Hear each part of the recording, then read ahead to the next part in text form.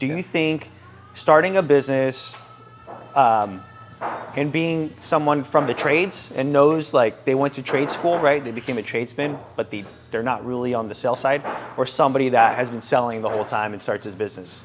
I think you're going to be more at advantage being on the sales side, because once you have sales side, you have a lot of back end information. You can easily hire technician, other salespeople to generate the revenue.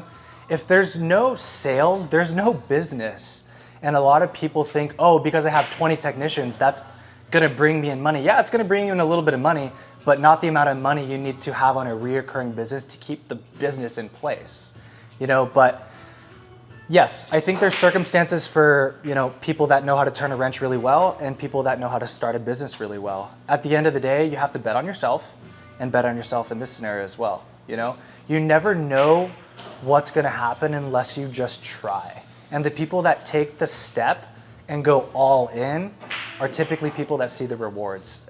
There's so many companies that I know, even that are on a larger scale than me, that are really not even going all in on their business.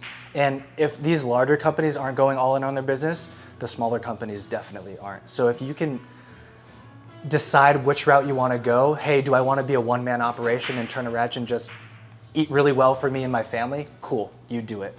But your other sales and your entrepreneurs, they want to have a business, they want a name, they want something to say that they're proud of, and that's how you're going to see a lot of these small to larger companies excel extremely quickly. Well said, bro. Well said.